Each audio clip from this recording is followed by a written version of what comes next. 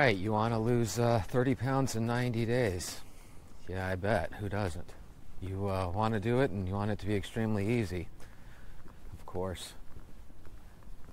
I can do this. I can make this happen. I can even show you. But the reality is, you know you, and I have a feeling I know you too. But anyway, welcome to Walk, Talk, Vent. Let's do this. Guys, welcome back. Yesterday, I introduced you to a channel called Bariatric Fitness and this young lady. And I originally found some of her videos about 4 months ago when I was recovering from surgery. And I wanted to share with you guys something that I got a chuckle over. I saw my old comment that I left her 4 months ago, and I wanted to share it with you guys.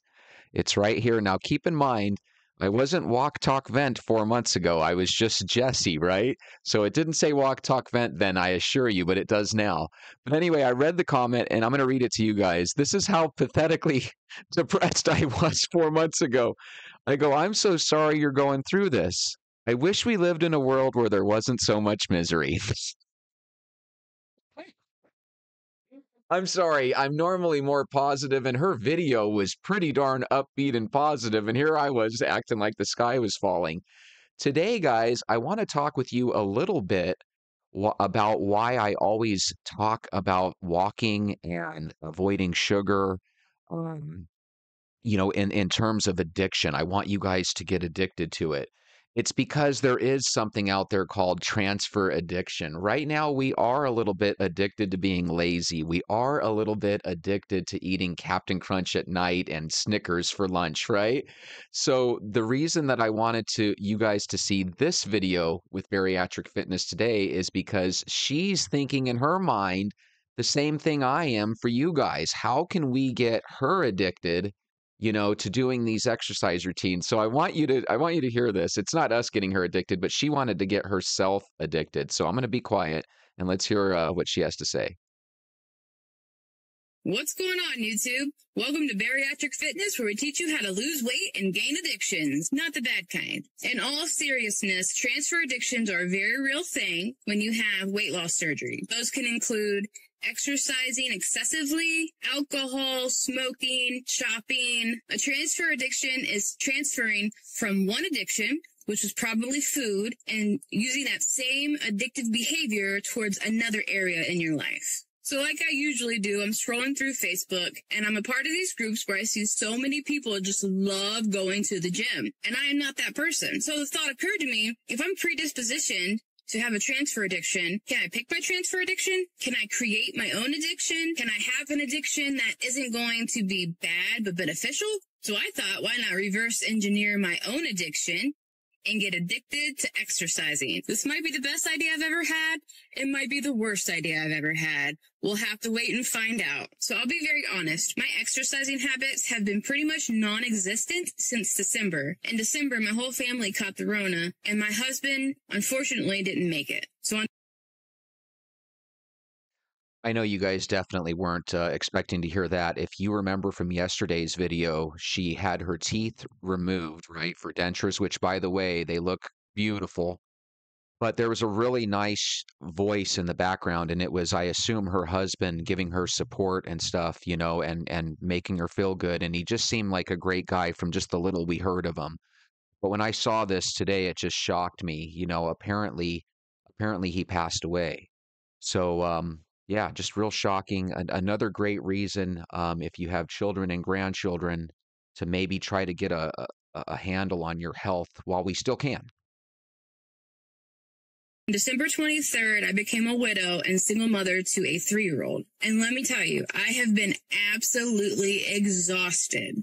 I have had no energy and zero motivation to work out. So I was trying to think of ways to get me motivated, and I thought, hey, why don't I take 30 days where I do a combination of weightlifting, which I do enjoy, but getting the weights in my hands is the really hard part. And on the days that I'm not weightlifting, I can do an activity that I find really enjoyable that I don't really have to have a lot of motivation to get done. So I present to you My new motivation for working out, the Oculus Quest 2. So my plan is the next 30 days, on Monday, Wednesday, and Friday, I'm going to do the weightlifting. And I'm just going to be following the very simple videos that I've already put on the channel of 4 different exercises, 10 reps, 3 set. And then on the days that I'm not weightlifting, I get to use the Oculus. But here's the caveat. I can't use the Oculus unless I lift weights Monday, Wednesday, and Friday. So getting to play the Quest will be more like a reward.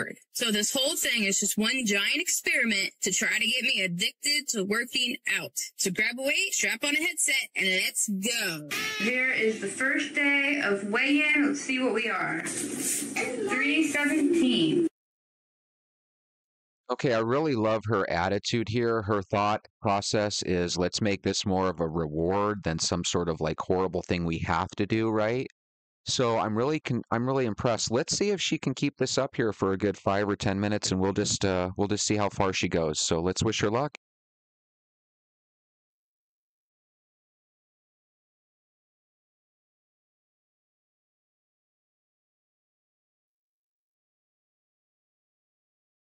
Okay, she made it about 10 seconds. Just kidding. She had a lot of video there I had to cut out because you didn't want to watch that for 20 minutes, right? So anyway, she is a real trooper.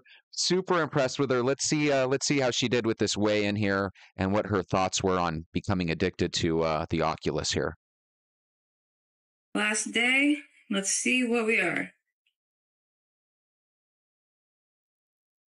All right, so final thoughts on the workout challenge. Did I get addicted? No. But did it make me more motivated to work out? Probably not. All those things really help get into a positive cycle of working out and change. And it works for eating healthy too. The more you eat healthy, the more your body responds to it and the better you feel. Now, I definitely didn't lose any weight from it, but my clothes are a lot bigger than when I started. So what that tells me is I've lost inches versus moving weight on a scale, which I'm okay with that. And we're totally okay with that too, because more than likely your first gains are going to be inches rather than pounds. So as long as you know that the inches are getting a little bit less and your clothes are getting a little bit more loose, that's a good sign. So with that being said, why don't you get your shoes? Let's go for a walk. Hi guys, it's Jesse. It's the start of our 3rd week and I'm very proud of us all. I'm starting to really enjoy my walk. You're starting to really enjoy your walk. I'm starting to reach for the water more. You're starting to reach for the water more. I'm ditching sugar left and right.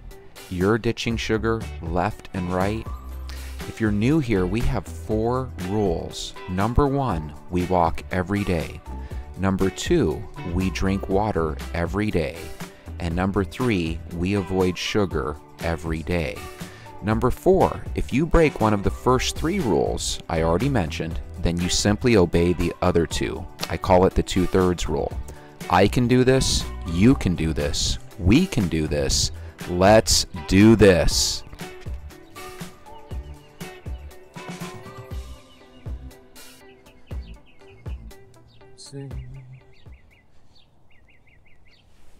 Morning.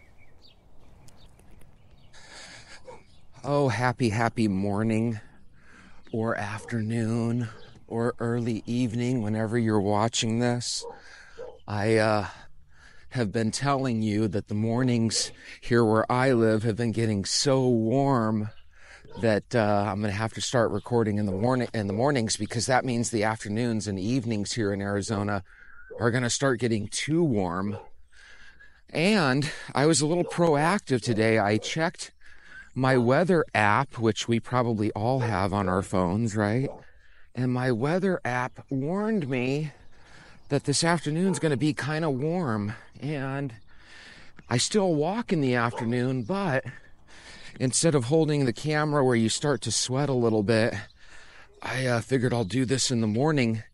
That way holding the camera will help warm me up, because it is a little nippy this morning. So I want to just tell you that I've been reading your comments.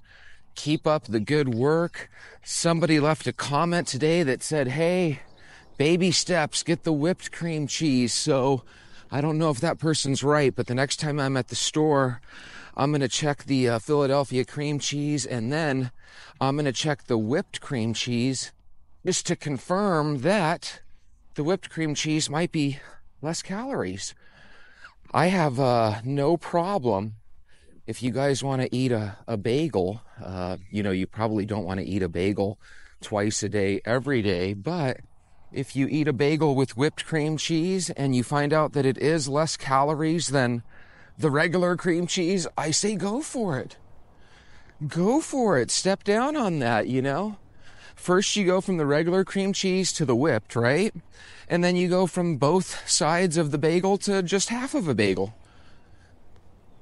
Or if you're married or you have kids or grandkids, ask somebody in the house if they're hungry for half a bagel. You'd like to split it with them, And all of a sudden you just figured out a way to make all of your meals less expensive and less caloric.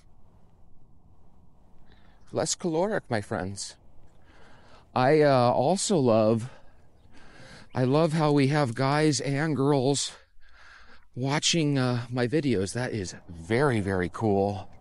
So I haven't checked the news or anything. I wonder if there's any new Diddy, Puff Daddy reports.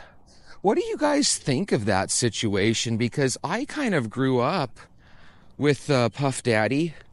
I still remember him as being a young 20-something up-and-comer in the 90s. It's hard to envision him as, this 50-year-old person that, if what they're saying is true, he's not so great of a human being, and it's kind of hard for me to recognize that.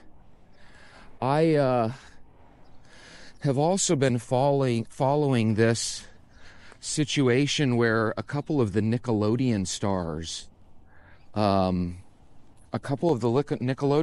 have come out, and apparently a lot of them were molested on set and what have you. There's this one guy from Josh and Drake, and apparently Drake had some really gnarly bad stuff done to him. So when you get home, or maybe even right now while you're on your walk, you might want to take a look at that. Not that it's anything positive for your life to look at, but it is super interesting,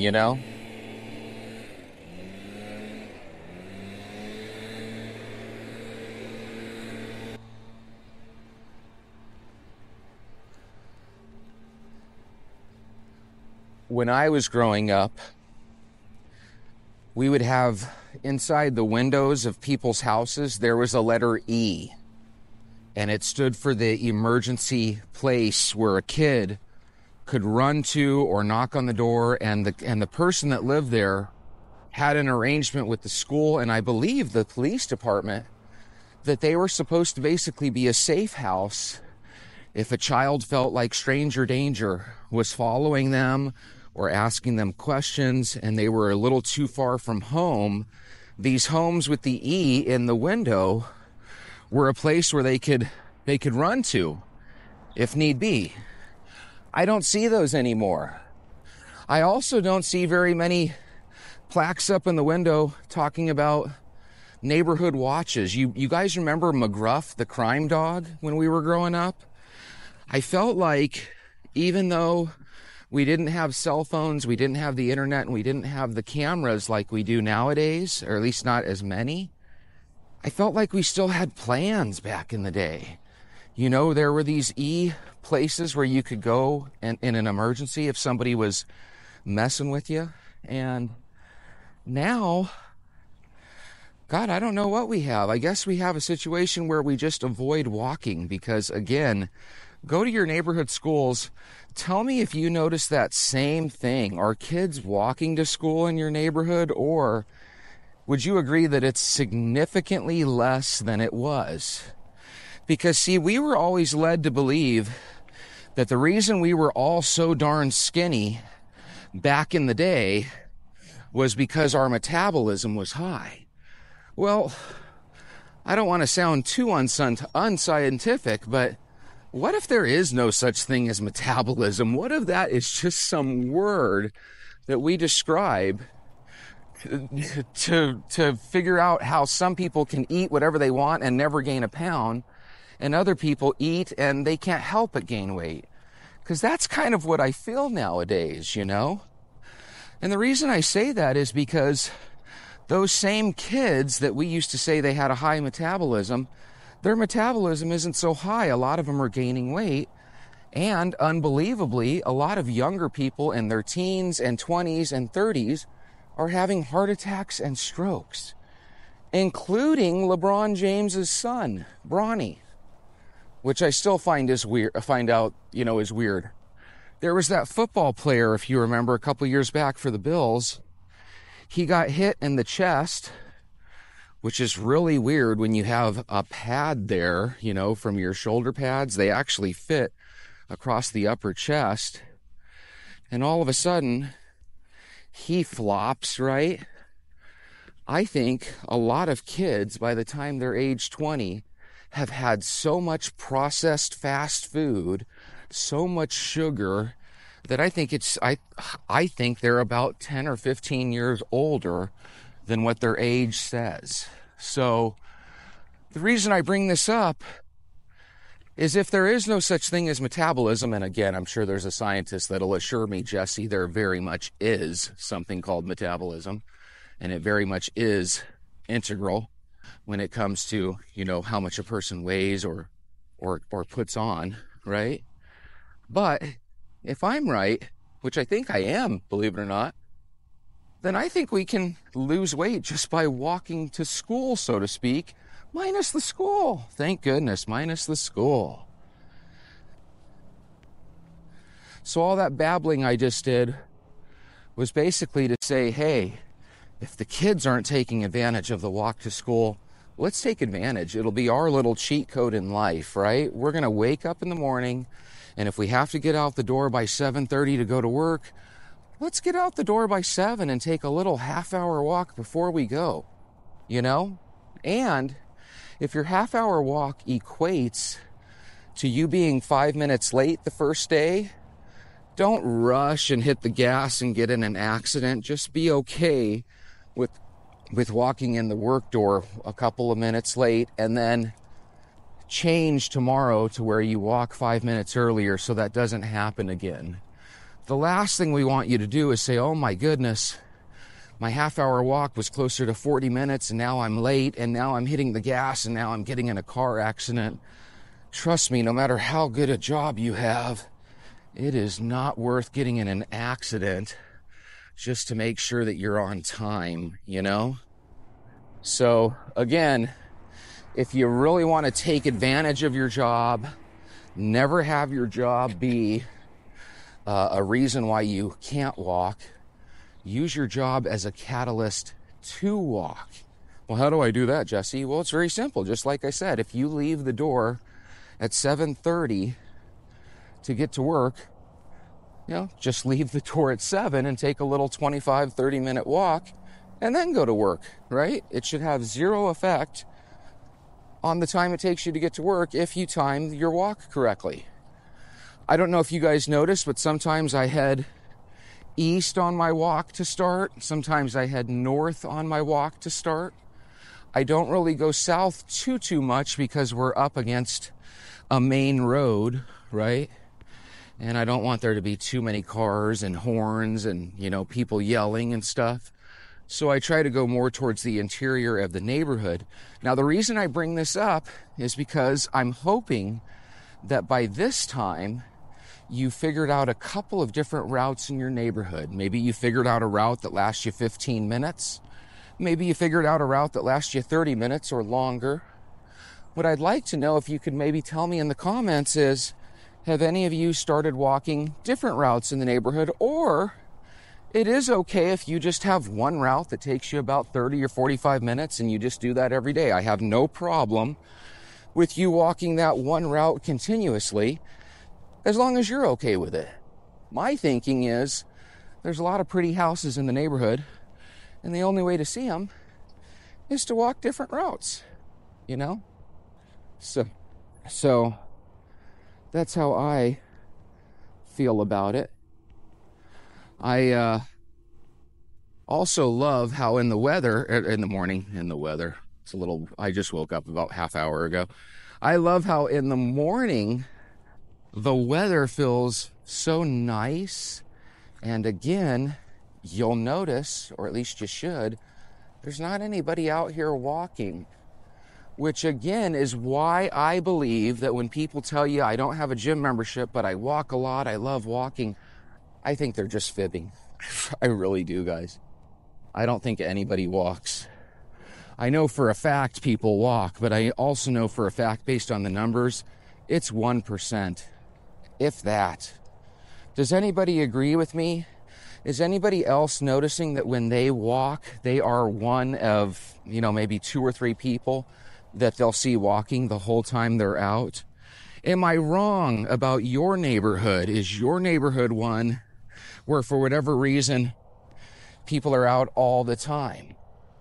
Because if people are out all the time, you've got a neighborhood where you might be able to find the best walking partner. The best walking partners are the people that are already walkers, right? You say, hey, Helen, I notice you walk all the time. Would you like somebody to walk with you occasionally? Don't try to throw it on them as in you want a walking partner all the time. Because you got to remember, some people actually do take advantage of the think tank aspect of a walk. By the way, have any of you started to use your walk as a think tank, as a place where you can strategize about how you're going to pay the bills and how you're going to budget money this month? And, have you thought about maybe, if you're a grandma and you've got 2 kids, which means you have 4 or 5 grandkids, can you plan out, to go to their parties and do it in a way where you don't gain too much weight because, maybe you're doing your exercise routine and you're really, really stringent on not eating any sweets. But, for Joey's birthday party, you're going to want to have a little soda and cake so you feel like everybody else, And if somebody makes you a cake for your birthday, don't you dare not eat it. Don't you dare not eat that cake. That is your birthday cake. That is specially made for you and your day, and you should be able to enjoy that. I'm really fond of zucchini bread and carrot cake. That's my weakness.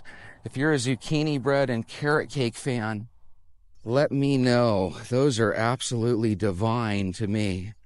When it comes to cereals, I've always been fond of Frosted Mini Wheats, and I've always been fond of bagels with cream cheese. But I'll tell you what, I butter up my bagel with a ton of cream cheese. I guess butter would be the wrong word to use. I don't put butter on it. But when I was married, my wife, who struggled with her weight, she would make a bagel, butter it, put it in the oven or the broiler for a minute or 2 rather than the toaster. When it would pop out, she would put an over easy egg on it. Then, on the opposite bun, she would put cream cheese, and she would also put a little bacon on it. So, this ended up becoming an absolutely delicious breakfast. But does anyone agree that that's a bagel that's overdone? That's a bagel that's just designed to kill you, right? Sounds great, doesn't it? You bite into it and the egg yolk explodes in your face, right? But there's one problem with it. It's overkill. If you would have had a bagel with just a light dressing of cream cheese, it would have been fine, right? If you want to go overboard and put like a little extra cream cheese like I tend to do, it would have been worse, but still fine, right?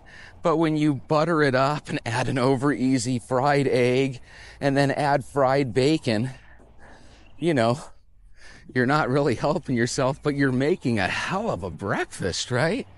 So that would be a breakfast that's a once in a blue moon. I don't have any problem if you want to make something yummy like that. But if you do that every day to impress the grandkids, you're not helping the grandkids, and you're definitely not helping yourself, So those are things just to ponder and think about. But it's funny, think about the times when you were your heaviest in life. And if you replay those times, you probably had a job that was right next to a Filiberto's or right next to a Jack in the Box. You probably never took your lunch to work. When you did, your lunch was maybe leftovers from your dinner. It was never something healthy. Is anybody gonna take up my idea and get a couple of fresh vegetables and some ranch dressing rather than the potato chips this week? You know, when I'm telling you these ideas, these little Kaizen approaches, these baby steps, it's kind of important that you at least ponder them. You don't have to implement them right away. The number one thing for you to implement right away is walking and trying to drink water, right? The sugar is not something you can just snap your fingers and say, I'm not eating sugar anymore, unless you're okay with being miserable for a couple days. But the sugar is something that we can slowly but surely wean off, right? So when you're contemplating the chocolate-covered donut or the banana, the reason you don't want the banana is because ultimately it's not as appealing as the donut. But if you can choose the banana, choose the blender, choose the ice and the milk, I'm telling you, a banana smoothie, as dull as it may taste to a person that eats a lot of sugar, guys, just try it. You'll be amazed at how sweet it tastes. And let's break down what a banana smoothie is. It's the equivalent of having a bowl of cereal with a banana in it, minus the cereal. So when you look at it like that, how can a glass of milk, and by the way, the ice makes it look like you have more milk in it than you actually do, okay? So you have this little glass of milk, you have this banana, you have this ice, and when you blend it, and especially if you're not eating sugar, it tastes like an ice cream smoothie, right? It's delicious. And again, if you think about it, if somebody said, hey, we're going to have dessert, and they brought you a half glass of milk and some ice cubes and a banana unblended, you would never consider that a dessert. But you throw it in the blender, you quit eating sugar, and believe me, that makes a beautiful dessert. If you want it to have a pink look and taste like strawberries, you have to keep the banana in there simply because strawberries aren't sweet, okay? And what you do is you just throw a couple strawberries in. So just like your favorite yogurt is strawberry banana, right? It's basically what your smoothie's gonna be. You can also blend in raspberries. And if anybody else has something that they've learned to blend in, please share it with me, because believe it or not, I do get sick and tired of bananas. In the past, I would get tired of bananas after about a week or so. So far, I've been eating bananas for going on about 11 or 12 days. A week before I officially started, when I was still doing videos but not officially started yet, I was starting to implement bananas, but I was going from sweet tea to semi-sweet tea to dull tea and water. So I just want you to know that every one of these little movements is not the most fun, but it's very, very doable. And everything that you might be struggling with, right? You have a box of Oreo cookies and you just bought them and you don't want to throw them away. Those are the same things that every one of your brothers and sisters grapples with. But trust me, you don't have to throw away cookies. Just keep them in your fridge. If you're afraid they're going to spoil, right? Give them to the grandkids when they come. Let it be theirs, okay? You don't want to sabotage your diet simply because we have this old school clean your plate mentality, right? That cost us when we were growing up. All of our parents told us, you're not going outside, you're not playing, you're not going to bed or up to your room until you clean your plate. Absolute worst thing that our parents could have told us, and it's the absolute worst thing that you can tell your kids or grandkids. That is the opposite of portion control. So we tell the kids, clean your plate, and then for the rest of our life, our doctors tell us about portion control. So again, I'm going to go with the doctors on that one. It's about portion control. If you have a child that only wants to eat chicken nuggets Don't get upset at them if they end up not eating their French fries. That is ridiculous. Just grab their French fries and you eat them or throw them away. Okay? It is super important that we get our kids and grandkids into at least thinking about their health from an early age. Okay? The country that we're in, the world that we're in, does not care if your 18-year-old child has a heart attack, does not care if your 25-year-old kid that just graduated from college, if he or she has a stroke. They could care less. But I'll tell you who will care. You, if you have to take care of some person that's gone through that situation, right? And your family, if you end up going through that situation. And if you exercise and still eat horribly, you know how I say, hey, walk and that takes care of one of those cans of Pepsi that you had? If you exercise hardcore and still eat horribly, that could be a recipe for danger. It really, really can. Wouldn't you hate to be one of these people that dies while you're on the basketball court? That happens. I don't know if you people in your 50s remember a basketball player named Pete Maravich, but Pistol Pete died while playing a pickup game of basketball.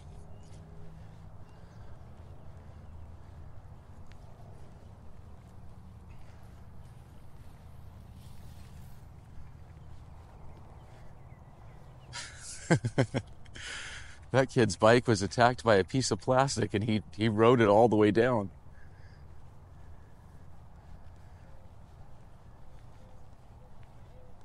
All right, so it's a couple minutes past 7, right?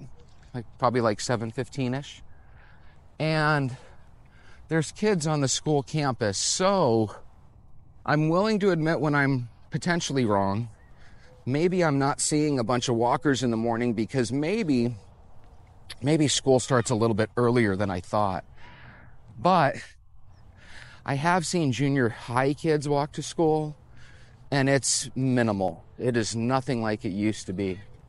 If you're driving your children to school, why don't you ask them if they're cool with walking? And again, if you live in a suspect neighborhood, drive them to school. We don't want stranger danger offering them a ride, right?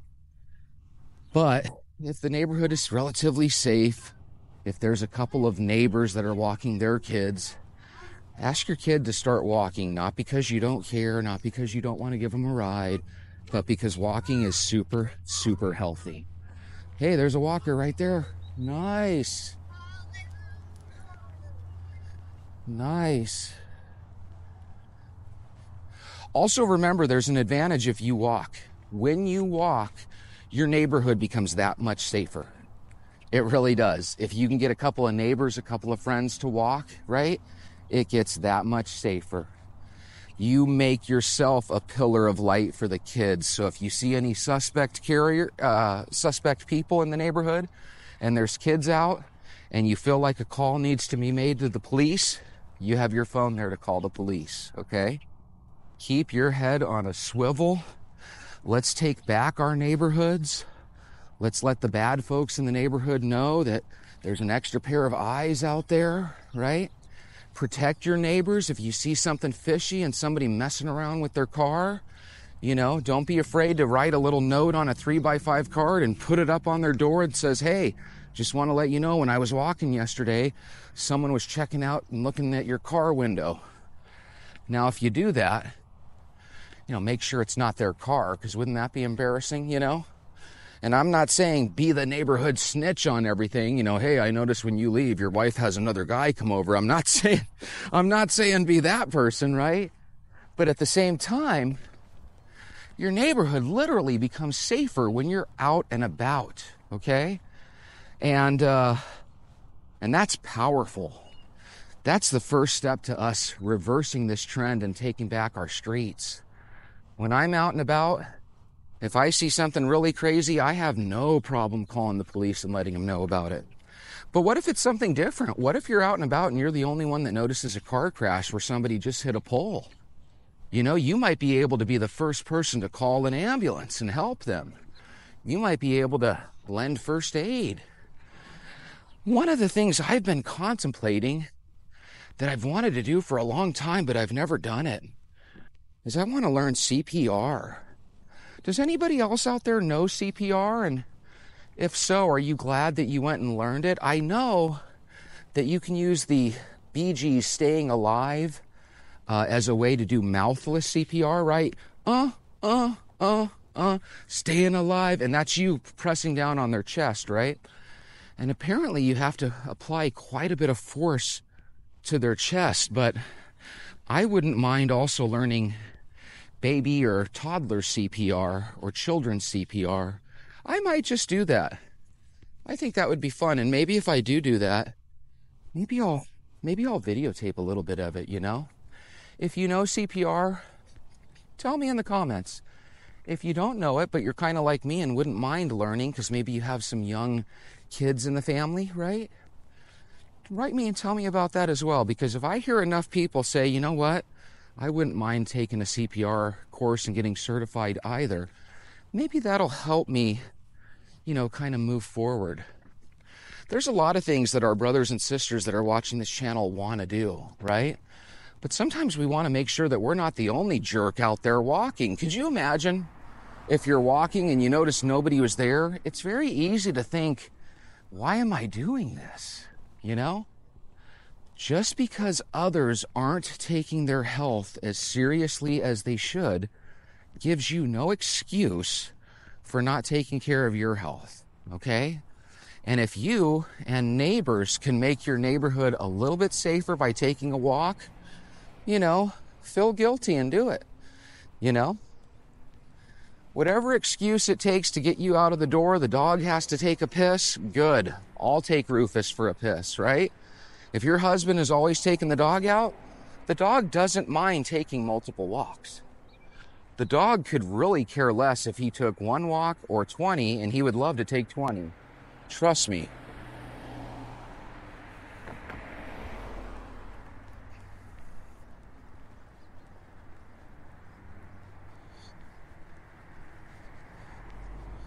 One of my neighbors is walking his dog now. What great timing. I see this kid. He's about 25 years old. I think he and his wife are married. I say I think he and his wife are married because they might just be boyfriend and girlfriend. But their kids are 1 baby and 2 dogs. And right now he's walking his yellow lab. I always say hi to him. I'm just really impressed by how he constantly takes his dog out. So that's a good thing. And he's on the opposite side of the street, so we'll slowly but surely see him pass me here in about 10 seconds or so. Has anybody stopped and turned around and seen how far you can walk in just a couple of short minutes? Does anybody marvel at how easy it is to walk 1.5 miles during a half an hour time period? Good morning. I'm filming for my YouTube channel, Walk Talk Vent, so if you ever want to check it out, you know. Yeah. Have a good walk, okay? I tell my viewers that the best way to start a walk is to get a dog. Great way. That's right. Have a good one. So right there, he agrees. Great way to get going, right? Have your dog lead the way, right? Isn't that crazy? That cute little puppy that you bought 2 or 3 years ago can literally make your life better. And here's the thing, you know dogs make your life better, and you know cats can make your life better too. So even though your cat might not be able to go for a walk with you, I'm not against you getting a cat, you know? You need companionship. If you've ever had a cat sit in your lap and purr, which a lot of us have, it's very soothing. And I believe it's good for you. I don't know how, but it's good for your mental health. It makes you feel better. There's something about the purring that soothes people, you know? I've had 2 people tell me that my voice is soothing, and I appreciate that. I always wanted to have one of those good storyteller voices, right? And I can't wait till I'm able to read my granddaughter a couple stories, you know, in the evening time. My daughter and her husband, they are such incredible parents. They never ask me or my daughter's mom, they never ask us to babysit, you know? And I think it's because they envision me just, you know, leaving the kid inside the house, locking the door, and going on a walk by myself. I would never do that.